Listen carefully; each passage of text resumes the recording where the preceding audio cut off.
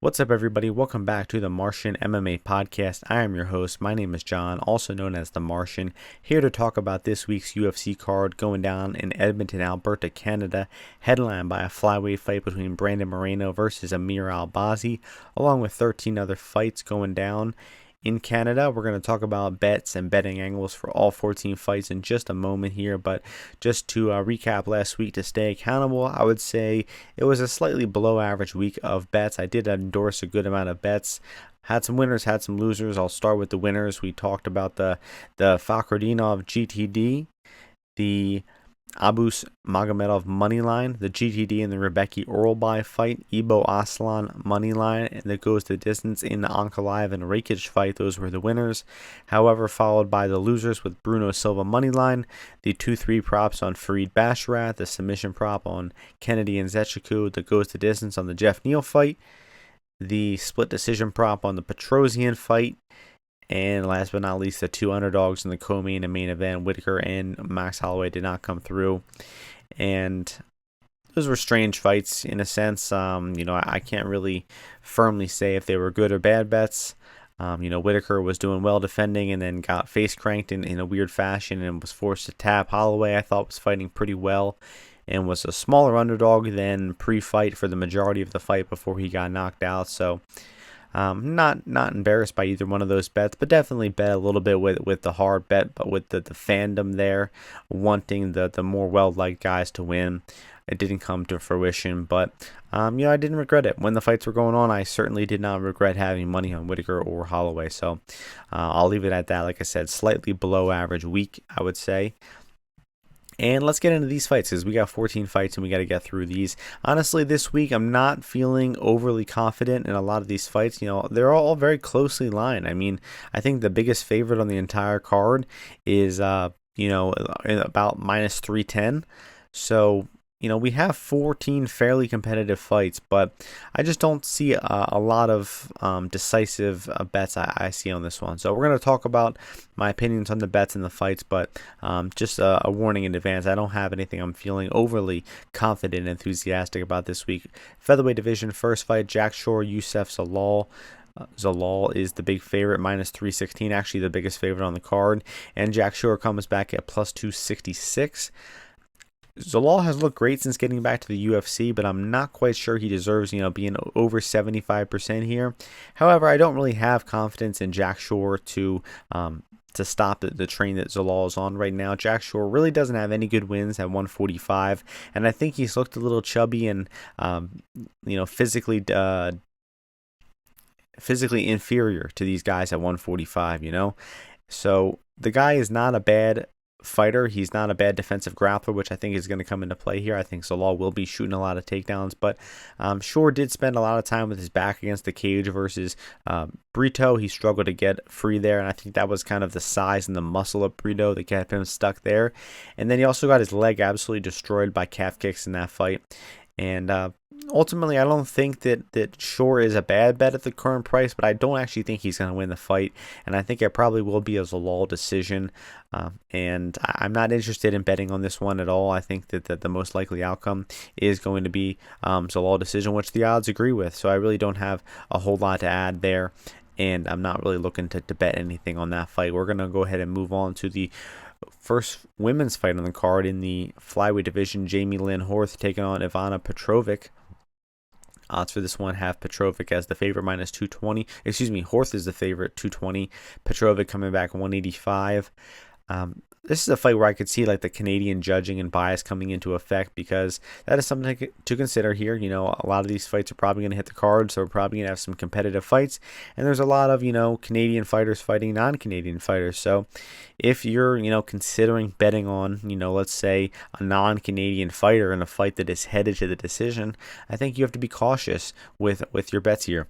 And this is a fight I could see that being a factor in, because this does seem like a close decision in my opinion. I just don't see where Horth is going to be able to separate here to be a near 70% favorite. I don't think Horth is any good. Both of these women under 10 fights. They're fairly inexperienced.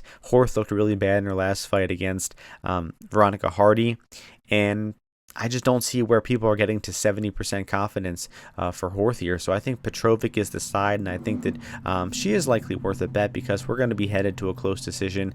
And, the end split here is, pretty poorly priced at plus 225, but I don't know, man. I have a hard time seeing this not be a competitive decision where there's a lot of clinching and grappling, and either woman could get the nod. So I do think it's probably headed to split, and I think that Petrovic is the side and likely worth a bet here.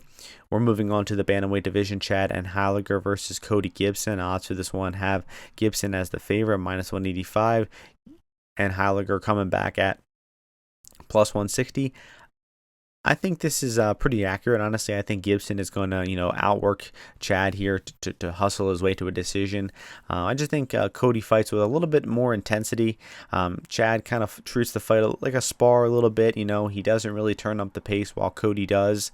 And I think also Cody, I can see both guys hitting takedowns here, but I don't know, man. I just see Cody hustling his way and getting up on the cards here to win a decision, which is going to be the most likely outcome on the fight.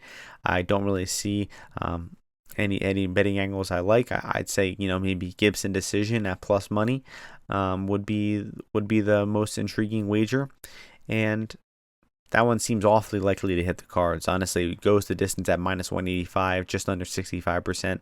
Also seems like value there. So that one should definitely hit the cards. And I will pick Cody by decision. Moving on to another fight in the bantamweight division.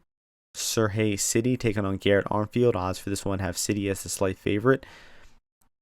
Minus 132. Barriault-Stolzfus coming back plus 112. Another fight where I think the line is, fairly accurate with Sidey being the slight favorite. But Sidey, his last fight was in Canada, and he didn't really get any favorable judging there. That was actually a pretty widely disagreed upon decision where, something like 85-90% of people scored the second and third rounds for Tavares. And somehow Sidey didn't get those cards on one of the rounds, and he somehow lost the split decision there. So he was pretty unlucky there. And I do think he is a little bit better of a striker than Barriault-Stolzfus, but Barriault-Stolzfus's a solid young fighter as well, who's a good striker, who has, proved me wrong and impressed me before. He did beat Canada's own Brad Katona by decision not too long ago, and I think Garrett is probably the more well-rounded fighter of the two. Sidey definitely seems like a more of a striking based fighter who isn't going to be taking the fight to the floor. But Garrett has yet to hit a takedown in the UFC of his own right too. So I see this one, kind of a trend so far. A competitive decision. I wouldn't be looking to lay the juice on Sidey, and I think that this one is awfully likely to hit the cards, which the odds also are going to indicate here, where the goes the distance is at, minus 160 and 155. I think that would be the play if I had to make one on this fight, but no official endorsements on that one. Moving on to a heavyweight fight, fun one here: Alexander Romanov versus Rodrigo-Nascimento. I think one of the only fights on the entire card without a Canadian fighter. Actually, there's 5 of them, so it's not really that important. I'll be going with Nascimento here. I forgot to mention the odds. Nascimento minus 117, Romanov minus 103. Near pick'em fight here. Great fight to pick a side, in my opinion. And the reason why I'm picking Nascimento is because I believe the guy can win a fight where he is faced with some adversity. And all of Romanov's fights where he's won have been, taking the guy down and pretty much smushing him right away. Or Ivanov, he was able to win by decision, but he beat him all 3 rounds. The Espino decision was an atrocious one at that. And I think that he really struggled in that fight when he was faced with some adversity. So it's like with Romanov, how can I trust the guy here when I think that he kind of folds and he runs out of gas and he runs out of steam after the first time his opponent, presents some problems for him, while Nascimento is a fairly ugly fighter in his own right, but the guy has actually beat some guys in close competitive fights that hit the scorecards lately, like Bosser, like Latifi, like Mays, who none of them are good, but I would say they are all around average or slightly above average competition, and that's kind of really the reason why I'm going with him here. not really much take on the matchup here, on whether who's going to end up on top. Obviously this one should feature a good amount of grappling, but I think that Nascimento should be fine if Romanov takes him down early, and I think that the cardio advantage should be with Nascimento here. So I'm favoring Nascimento to outwork his way to either a late stoppage or a decision here. Have not looked at the props here. Let's go ahead and take a look at them. Goes the distance is at plus money. The over 1.5 is favored, but the goes the distance is plus money. So the odds are thinking this one ends in the second half of the fight, and I understand why. I think Nascimento money line is going to be the only play, and definitely look to add more in the live lines if he is losing early, because we know Romanov kind of struggles to sustain that pace. So Nascimento is the pick and official bet there. Bantamweight division next, Charles Jourdain dropping down to 135, taking on Victor Henry. Odds for this one have Jourdain minus 140, Victor Henry plus 120. Confusing line here, in my opinion. I think that even though Henry is a little old, he's 37 at this stage of his career, I think he's the better fighter, man. I think he's had the better career, and he's the better overall fighter. And not really sure why Jourdain is getting bet. He is the hometown fighter in Canada here, but he's dropping down to 135 for the first time in his career. And he's also lost a few fights lately. I mean, he got absolutely beat up by Gene Silva. The Sean Woodson fight was somehow a split decision, but he clearly lost that one. And then the wins before that, Ramos and Gracie, I just don't rate those wins too highly. And I think that I just really haven't seen anything great from Jourdain lately, while Victor Henry, I think, is kind of the same fighter he's always been, where even though he's getting up there in age, I haven't really seen any signs of him slowing down. And I think that he is, the more layered striker who's going to be landing more on the feet here. And, again, it's going to be a competitive decision, and I like the plus money in this instance. I honestly thought even around pick'em, Victor Henry was the side, so I'm very surprised to see this line, blowing out to where it is. But I think, Henry money line is good enough for a play for me here.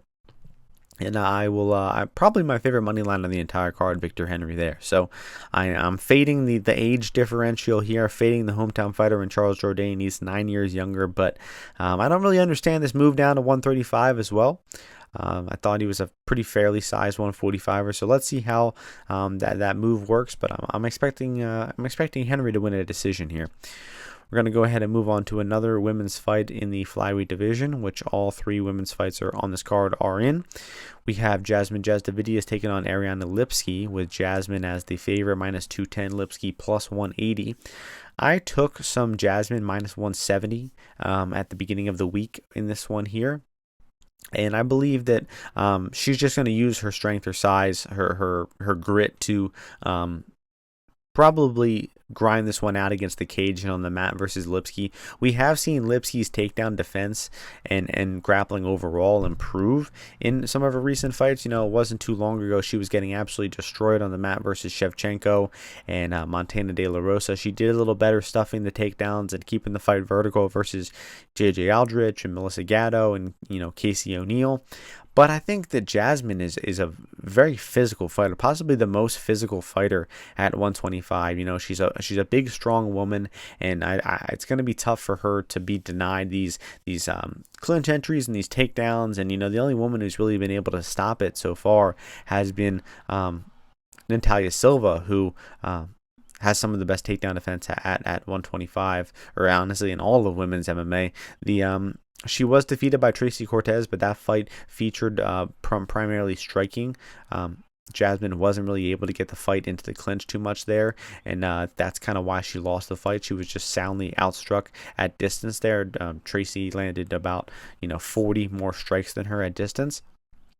So I just think that fight kind of proved that she needs to get the fight in the clinch. There's no point in messing around at distance. She needs to get the fight in close where she can use her size and her grappling. And I think the game plan is fairly clear here versus Lipski, who should have a pretty clear striking distance advantage. And I think that JJ will do what she does, and that's grind this one out and possibly even finish in the second or third rounds. I saw the props at, I believe, it was 950 and maybe 1600 for 2-3 for Jasmine. I will be taking those props because when Lipski does get taken down and does get stuck on bottom, we have seen her get absolutely destroyed on the mat by the women I mentioned earlier, Shevchenko of all people, and then Montana De La Rosa. So I think if those women can finish on top, then Jasmine should be able to as well. And I like those 2-3 props in addition to my early money line. Another men's bantamweight fight here, which has got to be like the 5th on the card. Aiemann Zahabi, Pedro Munhoz. Odds for this one have Zahabi as the slight favorite, -138. Munhoz +118 coming back. Man, I hate to be a bit of a broken record on some of these fights, but I mean, this one is seeming like a close decision to me, right? I mean, Pedro Munhoz is insanely difficult to finish. I don't think anyone has ever done it, right? Let me double check. No, never been finished in his career still. Almost 30 fights in. He's been pro for almost 15 years. He's still never been finished. And Aiemann Zahabi is not really a big hitter of his own right. So I don't see it happening here. So the only fighter who is kind of semi-likely to win by finish is Munhoz. And but Zahabi's been looking good lately, man. Been proving people wrong several times. He's won 4 fights in a row with the underdog every time, fairly clearly too, I might add. So this guy's been an underrated fighter in the market. So I see why people are finally jumping in on him and respecting him and betting him as the favorite. But Pedro Munhoz is, I think, a lot better than some of the guys that Zahabi has been beating in his recent run. So it's interesting to see the market could be doing a little bit of an overcorrection here. They think that they got Zahabi fight wrong in his past 4 fights against inferior fighters. Now they're go ahead and steaming him as a favorite versus a good solid fighter in Munhoz. But yeah, I don't know. I wouldn't be interested in laying any juice against Zahabi. But Munhoz, as good of a fighter as he's been throughout his career, the guy has kind of been a finished product for several years now, where he fights in the same way in most of his fights. He doesn't really mix things up too much. He's kind of fighting to go to a striking decision versus most of his opponents. And Zahabi's an intelligent fighter. He's a pretty solid striker. He's an intelligent fighter. He's got a good eye for the fight as it's happening. And I do think he's probably going to win a decision here, honestly. As much as it hurts to say, I've been a big Munhoz fan in recent years, but I actually think that Zahabi will win this one as the favorite in a narrow but clear decision. But I don't think I can get behind any of the bets. I certainly wouldn't endorse Zahabi decision at +110 versus his money line at -130. Even you can even get it at -125 in some spots. So honestly, you know what? Zahabi money line -125. I'll endorse that as a bet. That's a winner right there. A nice little 1.25 units will return you 1 unit on Zahabi there. I just don't think that Munhoz has the motor at this point. It seems like he can't really turn it up in these fights. He can't do what is necessary to win these rounds and these decisions. So I'll go with Zahabi to win a decision there.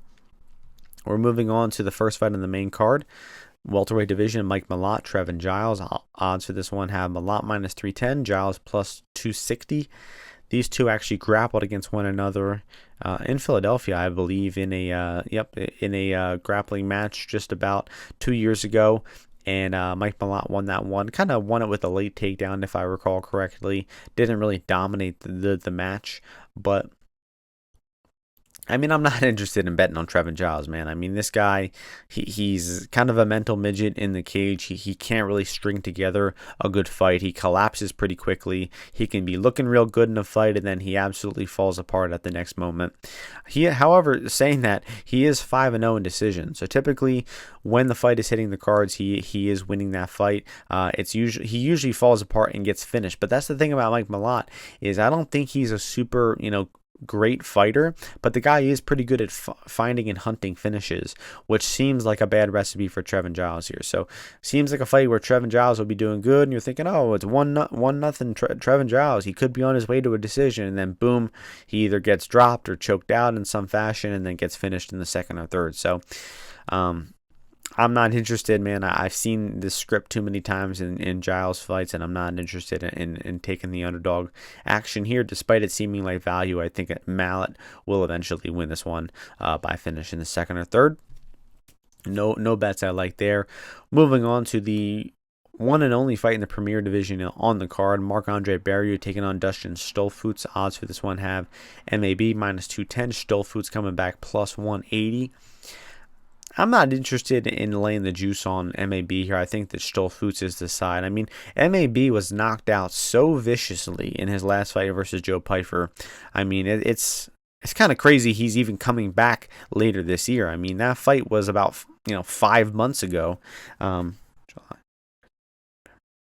No, it's actually closer to 4 months ago, and he's already coming back here, which seems like a little bit of an ill-advised move. And I think the MAB's attributes, his durability, could be falling off a little bit. Obviously, that knockout from Pyfer was legit, but this guy had been a lot more durable early on in his career. And Jaquani caught him early. Pyfer knocked him out early. Not that Stolzfus is a big hitter. I just think it could be a sign that MAB's physicality is falling off here. And typically MAB, when he's a favorite over guys, he's favorite over front-loaded guys who slow down as the fight goes on. Not really the case with Stolzfus. Stolzfus, for as many problems as the guy has, his cardio is pretty good. So I think this is going to be Stolzfus or pass. I see this one being competitive. I could see Stolzfus landing some takedowns here, and Stolzfus doesn't really stop coming like a lot of the guys that MAB has beat. Guys that MAB has beat are Julian Marquez, Dolce Lungambola, Jordan Wright, Abu Azaitar. These guys are all front-loaded guys who run out of steam and get finished. But Stolzfus doesn't really fit that mold, in my opinion. And I think it's Stolzfus or pass, but I won't go ahead and endorse anything on this fight. I do think we're hitting the cards here. Goes the distance at Pick'em. I like that. -110 for goes the distance. I'll go ahead and endorse that. I like that bet here for what should be a competitive decision in the middleweight division. We're moving on to the light heavyweight division. Caio Machado taking on Brandon Ribeiro. Odds for this one have Machado as the favorite, -146. Ribeiro +126. So we got Machado dropping down to 205 here, and it's a good move, man. I mean, this guy was so fat and chubby at 265, and he actually looks really good and lean at this weight. I saw a picture of him in the weigh-ins. Definitely a good career move, but he also did weigh in his last fight versus Mays at 251.5. Now he has to hit 206, so he has to shed 45 pounds in this fight, which is that's no joke, man. I mean, even though we think it's a good idea and we think he looks good and lean, there's still that unknown factor where we don't know how he's going to look at this weight class, especially with the speed, the quicker guys at 205. How is his cardio going to hold up? How is his physicality going to match with these guys at 205? A lot of questions for laying a juice price, but I do understand why, because Ribeiro's takedown defense and bottom game is really bad. You got to think that when the fight is in the feet, Ribeiro should have the advantage just by being a little quicker, more dangerous, has the more power. He's got some decent power in his hands, hard leg kicks, and I don't think Machado is a very skilled striker. But then the grappling advantage, I think, is clearly in favor of Machado here. And if Machado approaches the fight intelligently and looks to hit those takedowns, aggressively, he should hit them and keep them. But I mean, Ribeiro looked horrible on the mat versus Magomedov, or whatever that guy's name was, just easily taken down, going full guard, laying on bottom, no initiative to get up. And I kind of see why Machado is, the favorite here. I actually think that Machado, I would be looking to fade Machado winning by knockout. So they have Machado to win by knockout as more likely than decision, more likely than submission. I could see that being wrong. So Machado sub at 9-1, and then even Machado by sub or by decision at +185, I think is a good way to play him. I'm kind of just fading the knockout. Ribeiro doesn't have a good chin. We did see him get dusted versus Zhang Mingyang. He's also been knocked out 2 times before that regionally, fairly recently as well. But just according to the matchup, I think that Machado is going to be looking to take the fight to the floor. And sure, it could be a ground and pound TKO, but I think that Machado is going to win the fight with his grappling. So I like that, discrepancy in the market with with favoring the sub or decision at near 2-1. So I like Machado's sub decision there and sub at 9-1. Moving on to another fight in the heavyweight division, Derek Lewis taking on Jourdain-Henry. Odds for this one have Diniz as the favorite, -156. Derek Lewis plus 136. This is an interesting line here because in one perspective, I could see Diniz being the rightful favorite, considering he is, he's a fairly comfortable striker. He is going to keep this fight on the feet, and he's going to be pumping out the more volume of the two. He does have a decent kickboxing background as well, and theoretically, if it just stays a kickboxing fight, he could be landing and hitting more strikes on Lewis here and winning his way to either a decision or a late stoppage. But then Derek Lewis is also just so much more experienced, 5 times the amount of MMA fights. And I mean, Derek Lewis has more UFC main events than this guy has MMA fights overall. 20 wins in the UFC, 15 of them by KO. You can't underrate the power of Derek Lewis. And most of the guys who we see defeat Derek Lewis fairly easily are grapplers, guys taking him to the mat. But the last guy to, the guys to really bang him out on the feet have been Pavlovich and Tuivasa. Cyril Gane, outpointed him on the feet and eventually hurt him there. But I don't know. I just don't see Diniz being on the level to deserve being a favorite over Lewis. We saw Nascimento be the favorite over Lewis. That ended up being wrong. Actually, wait, is that correct? No, I'm mistaken. He was the favorite over Nascimento.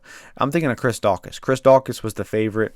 He had got to the UFC. He had outstruck a few guys, and they put him as the favorite. It was far, far too soon, and Lewis banged him out in the first round. I'll be hoping for that to happen again here. And I'll pick Lewis at plus money. Can't get behind laying this juice on Diniz. Just not nearly proven enough. And honestly, if Lewis hits a takedown, I think Diniz might struggle to get up. I think that Lewis has certainly more ways to win the fight with his well-rounded skill set, which is a very, very rare thing to hear in a Derek Lewis fight, that he's actually the more well-rounded fighter. But I think it's the case here. So I'll go with Lewis at plus money there. I'll endorse that as a wager. Moving on to the co-main event, a 5-round co-main event on a fight night here, which is interesting. We have Erin Blanchfield taking on Rose Namajunas. Erin Blanchfield is the favorite at -130. Rose Namajunas coming back plus 110. This line has kind of been the same for a while. I mean, Erin has been -130 on BetOnline since August 31st. So 2 months straight, no action really coming in on this fight. Or if it is action, it's completely balanced action. And I don't know, man. I think I would flip this. I think I would have Rose -130, Erin at the plus money price, because I just think Erin is more reliant on takedowns here. I think if the fight stays standing, it should favor Rose Namajunas. Rose has much more 5-round experience. Erin, her first 5-round fight was in her last one against Fiorot. She didn't look, disgraceful there, but she was just so soundly outmatched and beaten there. And she really couldn't do anything to change the course. Her strikes were weak and ineffective. Her takedown defense were extremely I forget the word I'm looking for right now, but it's pre-something. When you know something is coming. Fuck, I don't know what the word, I'm totally blanking. But you know what I'm saying. Like, she wanted the takedown so desperately. She had no setup for them, and Fiorot easily shut them down. Fiorot was so much stronger and more physical, and she just completely pimped Erin Blanchfield in that fight, and it was a horrible choice for a main event. People were absolutely flooding out of the arena in the middle of the fight because they just knew exactly what was going to happen. And it's a good choice that they made this one co-main event, because this is just a very unlikely fight to be exciting. So I just think Rose Namajunas has a little more ways to win the fight. I think that the fight favors her on the feet. She could land her own takedowns here on Erin. And then I think Erin is, a little more reliant on getting those takedowns. And guys, Erin Blanchfield's wrestling is just not getting any better. Her setups to her strikes, blending her striking with her grappling, it's not getting any better. I mean, I think she's severely underdeveloped in that area. Her physicality is not very good. I don't know, man. I love Aaron. I would like to, be in the fan club and just fully blindly endorse her, but I don't know, man. I think she's gonna really, really struggle at 125. I don't know if getting to 115 is possible for her, but I mean, she's got Natalia Silva, who's got an incredible takedown defense and great striking and very good footwork. Aaron's not beating her. I mean, she's got even Jasmine, who I mentioned earlier, a big, strong woman who is tough to take down and has her good own, wrestling. It's going to be tough to see how she beats her. We already saw her get destroyed versus Manon-Fiorot. I mean, you can run that fight out, 100 times. I honestly think Fiorot would probably win that one all 100 times. I mean, Aaron just had no chance in that fight.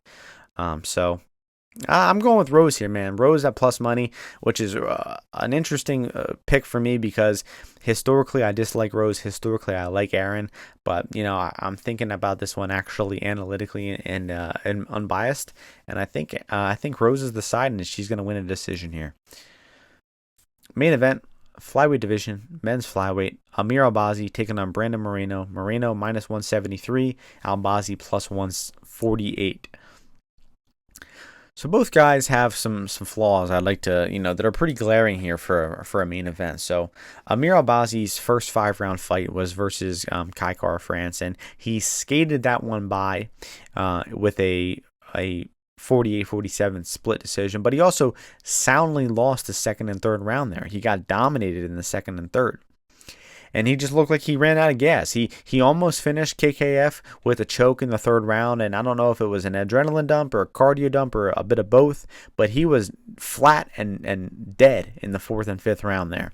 So, when he's fighting a guy like Brandon Moreno, who has so much experience in the championship round, the fourth and fifth rounds lately, it's hard to really like Albazi knowing that we have no proof that he can go in those fourth and fifth rounds.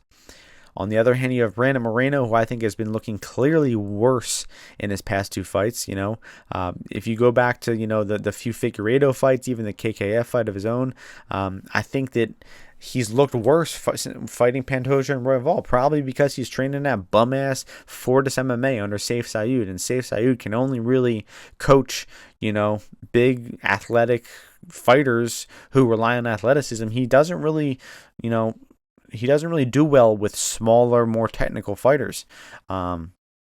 And also, the majority of his successful fighters are black, which Moreno is not. So that's also something to keep in mind here. I don't know where he's training for this one. Let me pull up his Instagram and look at this one. But that seems like, I remember Moreno saying he was going to take like a really long time off after his last fight as well.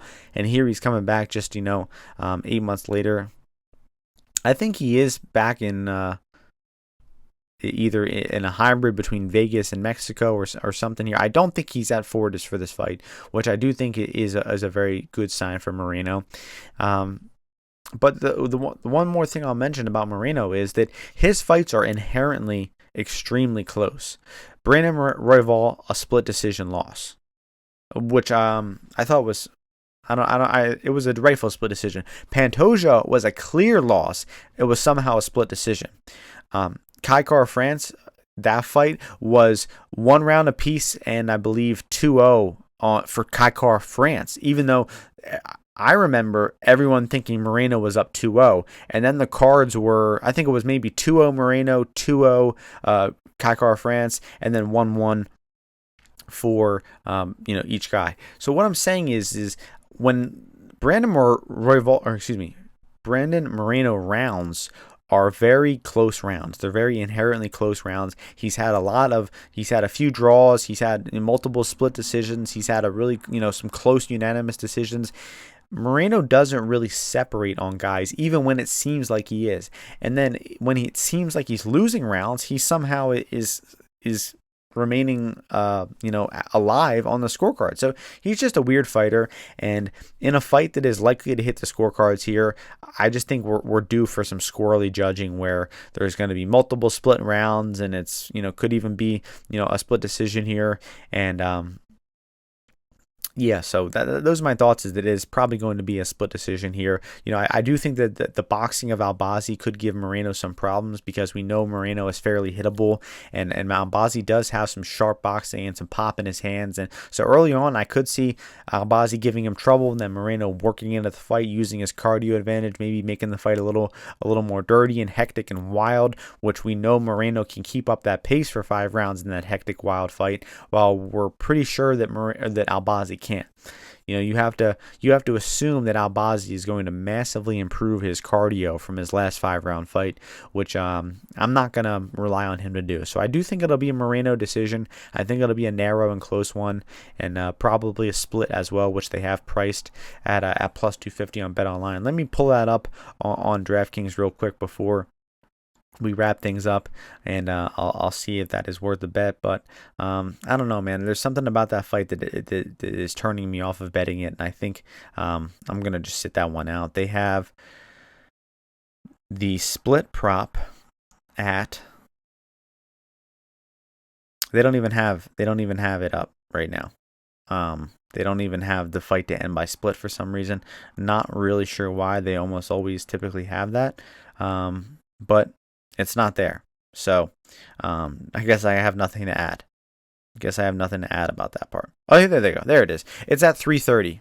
330 compared to 250 on BetOnline. So I actually think that is a pretty good discrepancy. I'll cancel out what I just said about having no bet, and I think the end split plus 330 is good enough for a wager there. So end split in the main event. Rose Namajunas moneyline, Derek Lewis moneyline, Kyle Machado by sub or decision. Ayman Zahabi moneyline, Jasmine moneyline at early prices, and the 2-3 prop Victor Henry moneyline, Rodrigo-Nascimento moneyline. I also said, that goes the distance in the Barriault-Stolzfus fight, Petrovic moneyline. So yeah, actually, a fairly decent amount of bets, despite me initially saying I didn't have that many. But I'm very, medium confidence on all these. I'm not supremely confident in a single one of these bets. So I'm keeping everything to, risk a unit or, risk to win a unit. Nothing I really like for, like a multi-unit play on this card. So that'll do it. 14 fights going down in Edmonton, Alberta, Canada this weekend. Should be an okay card, and let's hope something interesting happens. We'll be back before the next UFC next week, back in the Apex. And thank you all for listening. Hope you all enjoy the fights, win some bets, and I'll see you all before the next UFC event next week. Peace out, everyone.